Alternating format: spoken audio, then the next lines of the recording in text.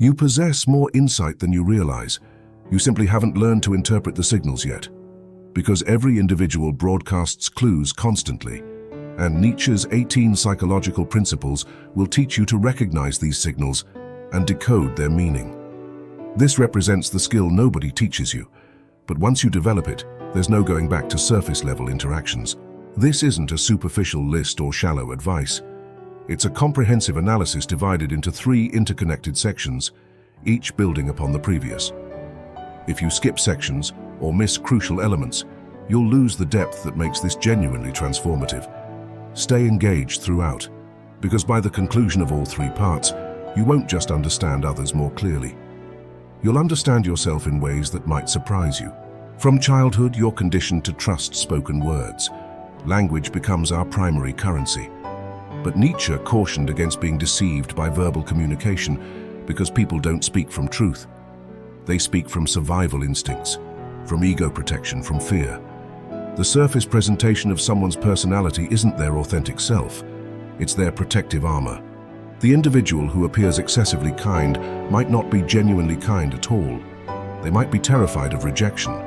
The person who projects strength might be collapsing internally, desperately hoping no one notices.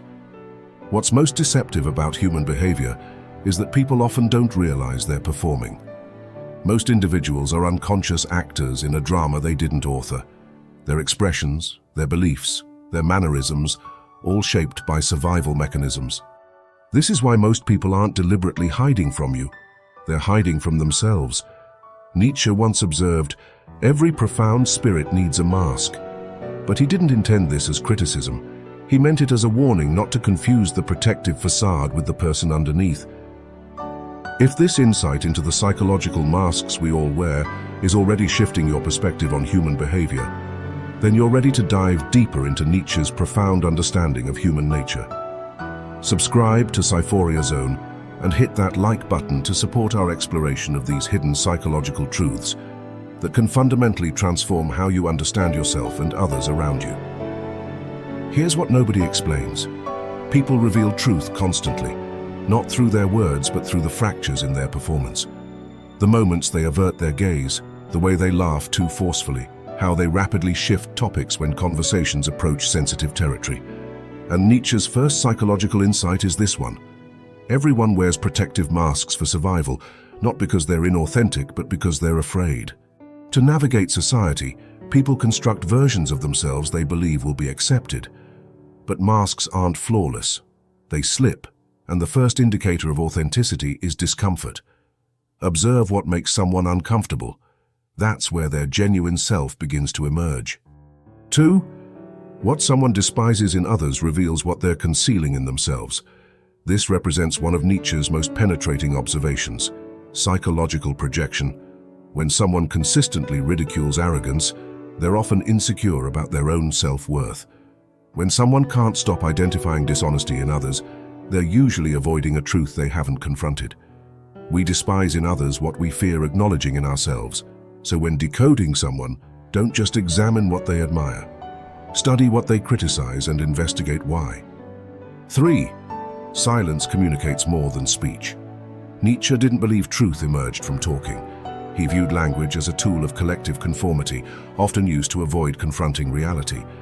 When someone hesitates before responding, when they evade certain subjects, when they provide brief, rehearsed answers to profound questions, that silence speaks volumes. A person avoiding vulnerability reveals everything about their fears. 4. Excessive virtue often masks disguised vanity. Be suspicious of individuals who loudly proclaim their moral purity, those constantly correcting others, always preaching.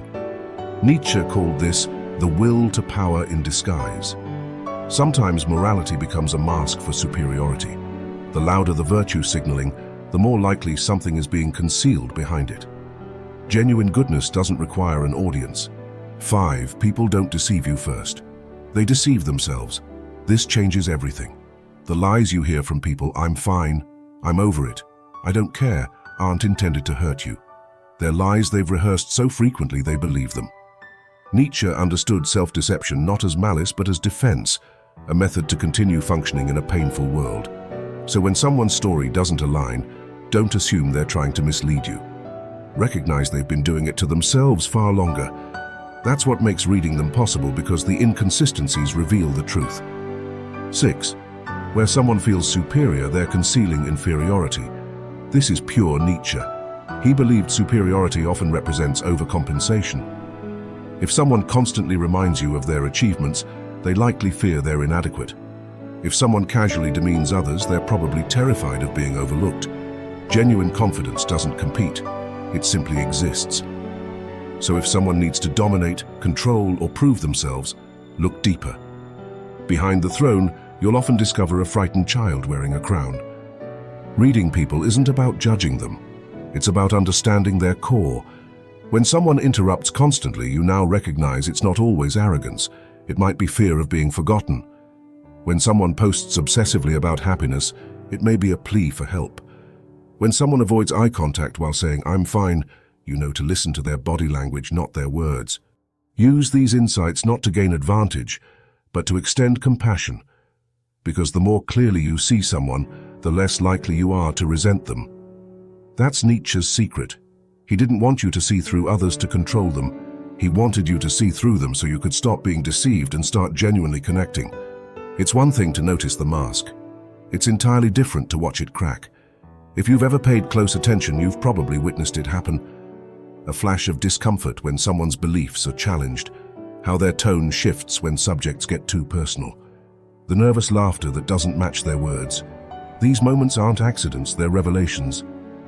And if you know what to observe, you'll begin understanding that people aren't difficult to read. They're simply afraid to be seen. In the first section, we explored how people construct personas to protect themselves. But here in the second part, we dive deeper into the spaces where those personas begin to fracture. Because Nietzsche believed the self isn't a stable entity. It's a performance, a carefully constructed role designed to survive the world. And the moment it's threatened, truth emerges.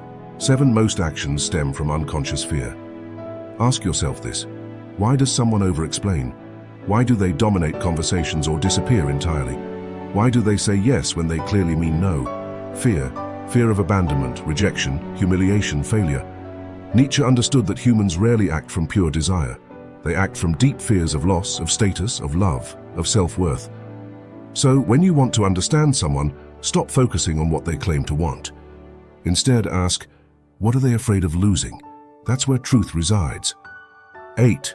When someone criticizes excessively, it's projection. The next time someone constantly critiques others, listen carefully. The man who mocks emotional people might be terrified of his own feelings. The woman who belittles others for their appearance might be locked in a secret battle with her reflection. Nietzsche said judgment is almost never about the other person. It's about the self. So when you hear repeated criticisms, don't be distracted by the target. Instead, trace the line back to the speaker. What part of themselves are they trying to disown? Projection isn't just a defense mechanism, it's a confession. If you listen correctly, it tells you exactly where someone's pain lives. 9. Guilt hides behind false confidence. There's a type of person you've probably encountered. The one who seems overly certain of themselves, always in control, always composed. But observe long enough and you'll notice the tension in their jaw, the way they over-prepare, the defensiveness under pressure. Nietzsche observed this phenomenon in leaders, teachers, preachers, those who perform certainty because they're terrified of being seen. When someone displays chronic confidence, look for the guilt they're trying to bury. Maybe it's something they regret. Maybe it's a version of themselves they're trying to prove wrong. Real peace doesn't perform. So when someone seems too confident, don't be intimidated. Be curious. 10. People betray themselves through exaggeration. This one is subtle but powerful, and once you see it, you can't unsee it. Someone who constantly says, "I don't care what anyone thinks," likely cares deeply. Someone who claims, "I'm always happy," likely isn't. Exaggeration is a tell. It's the ego trying to drown out doubt. Nietzsche believed extremism in any direction represents imbalance, not strength. So when someone's statements sound too absolute, don't believe the content. Read the insecurity underneath. Exaggeration is volume. The question is, what are they trying to silence?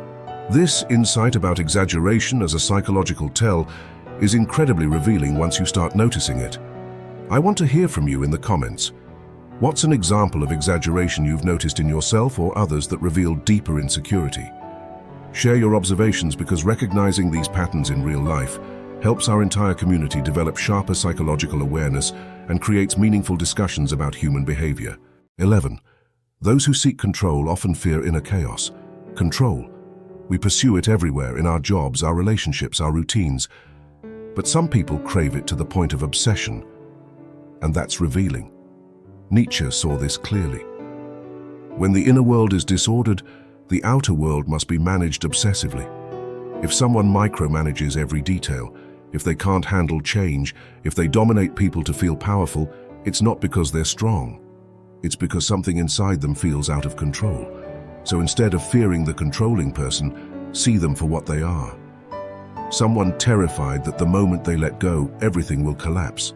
The stricter the outer shell, the more fragile the inner self. 12. The louder the performance, the emptier the core. This is one of Nietzsche's most haunting insights, and it applies more today than ever. Look at social media, the endless "look at me" energy, the perfect poses, the constant updates, the curated identity. Nietzsche didn't see this as strength. He saw it as desperation. When someone is constantly performing, it's because they don't believe they'll be seen or loved without it, so they create noise, color, drama. But the person who truly knows themselves doesn't need to be watched. They're already complete. So when someone's life looks like a performance, remember this. It's not a show of power. It's a whisper of need. You're probably starting to feel it now, the shift. You walk into a room and suddenly the patterns speak louder than the words. You see someone interrupting constantly and realize they're terrified of being forgotten. You see someone who boasts endlessly and sense their invisible wound. You're not reading minds, you're reading the mask, and Nietzsche gave you the tools to see clearly. This isn't just a skill. It's a responsibility, because once you learn to see people clearly, you can't unsee it. And you'll begin to understand that most people are suffering quietly behind polished smiles. Reading them is not about gaining leverage, it's about offering grace. When you see the child behind the critic, the fear behind the bully, the guilt behind the arrogance, you don't become weaker. You become unshakable. By now, something in you has shifted. You don't just see people, you read them. Not as villains, not as victims, but as humans trying to survive with masks they didn't even choose. But we're not finished yet, because behind every behavior is a belief, and behind every belief is a wound. This final part is about learning to recognize the soul, the deep story that hides underneath the surface of everyone you meet. Nietzsche didn't just expose people's patterns, he illuminated where those patterns originate. 13. No one speaks from logic. They speak from pain. You might think people are rational, that they argue based on facts, make decisions based on reason. But Nietzsche believed otherwise. He believed that underneath every logical argument is an emotional wound. A person might say, "I don't believe in love, it's just a fantasy." But listen closely. They're not stating a fact. They're protecting a pain. People form their views based on what hurt them, then justify those views with logic. So when you want to understand someone's worldview, don't just ask what they believe. Ask what broke them. Ask what scared them. Ask what they never want to feel again. This changes everything. It shifts your focus from, why are they saying this, to what are they afraid of repeating? And suddenly their opinions aren't threats. Their defenses, their arguments aren't attacks, they're shields. And when you see that, you stop reacting. You start understanding. 14. How someone reacts to weakness reveals their power. Want to truly see someone's character? Don't watch how they treat powerful people. Watch how they treat someone who can't fight back. Nietzsche believed that real strength isn't proven through domination. It's revealed through restraint. If someone mocks vulnerability, they're afraid of their own. If someone punishes mistakes, they likely weren't allowed to make any. If someone always wins but leaves others bleeding, they're still at war with themselves. But the person who can witness weakness without judgment, who can sit with sadness without running away, who can forgive what they could have punished, that's someone who is no longer ruled by the past. They don't need to prove anything because they've already won the inner war. So if you want to read someone, give them a moment where compassion is an option. What they do in that moment will show you who they are, not just who they pretend to be. 15. When someone fears being forgotten, they chase attention. Ever met someone who always needs to be seen? Every room they enter, every story they tell, every outfit they wear screams, "Notice me." At first glance, it looks like confidence, but Nietzsche saw through it. He believed that the hunger for attention often comes from a deeper fear, the fear of being invisible, of being erased, of living and dying without leaving a mark. So people create noise not because they love it, but because they can't bear the silence. The child who is ignored becomes the adult who overcompensates, and instead of asking for love directly, they demand it indirectly through performance, drama, or chaos. So when you see someone who's too much, don't be quick to judge. Ask what they're afraid will happen if they're not enough, because sometimes attention isn't vanity, it's a cry. 16. The person they attack is often the person they envy. One of Nietzsche's boldest truths, and one of the hardest to admit, is this: people don't always attack because they hate, they often attack because they admire, but feel they can never be. Criticism is easier than admiration. So the person who tears down someone successful, who mocks someone confident, who gossips about someone free, isn't just mean. They're in pain. Because to see someone embody a part of you that you've abandoned is to be reminded of what you've lost. So instead of celebrating the other, we destroy them. But envy is just unspoken desire. It's the soul saying, "I want that too, but I don't believe I'm allowed." If you can see this in others, you become immune to petty hate. If you can see this in yourself, you become free. 17. People act out their childhood, not their beliefs. You've heard it said, people don't change. But Nietzsche would say, people repeat. They repeat the roles they were forced to play, the fears they were taught to carry, the dynamics they never escaped. A person who was never heard becomes someone who never listens. A person who was punished for expressing emotions becomes cold, logical, detached. A person who had to earn love becomes someone who performs for affection even when it's toxic. They think they're acting from beliefs, but really they're just reenacting the past. So if you want to read someone, don't just look at who they are. Ask who they had to be, because behavior is just biography. And behind every adult is a child still waiting to feel safe. In a moment, we will move on to the 18th truth. But in the meantime, if this deep exploration of human psychology has opened your eyes to the hidden patterns that drive behavior, then you're ready to join a community dedicated to understanding these profound truths about human nature. Subscribe to PSYPHORIA Zone and hit that like button to support content that reveals the psychological mechanics most people never recognize. Click the notification bell to ensure you never miss our investigations into the deeper layers of consciousness and behavior. Most importantly, I want you to reflect on this insight about childhood shaping adult behavior. Share in the comments which of these 18 truths resonated most powerfully with you, and tell us about a pattern you've recognized in yourself or others that traces back to earlier experiences. Your insights help build a community of people committed to genuine psychological understanding rather than surface-level judgments. 18. Their patterns are a confession if you know how to listen. This is the final truth, and it changes everything. People don't always know how to express what hurts, but they will show you again and again through patterns. A person who ghosts when things get close. A person who overworks to avoid stillness. A person who flirts with everyone but connects with no one. These aren't random behaviors, they're confessions. They're saying, "This is how I protect myself." They're saying, "This is where I was hurt." They're saying, "This is what I fear repeating." Nietzsche believed that if you learn to listen deeply, not to words but to patterns, you can hear the truth before it's spoken. And when you do, something amazing happens. You stop personalizing, you stop judging, you start understanding. You become a mirror, not a weapon. You become someone who sees and still chooses grace. And that more than any tactic or trick is what makes you powerful. You're not just reading people, you're remembering yourself. Now take a moment and reflect. Every truth we covered wasn't just about other people. It was about you, your own patterns, your own fears, your own childhood scripts. Because the more clearly you see others, the more clearly you see yourself. This isn't the end of the journey. It's the beginning of a new way of seeing. Nietzsche didn't just want us to observe. He wanted us to awaken, to know that everything we judge in others is something we carry, that everything we admire is something we long to embody. The more clearly you see others, the more clearly you see yourself. This represents the beginning of a new way of seeing, where understanding replaces judgment and compassion replaces criticism.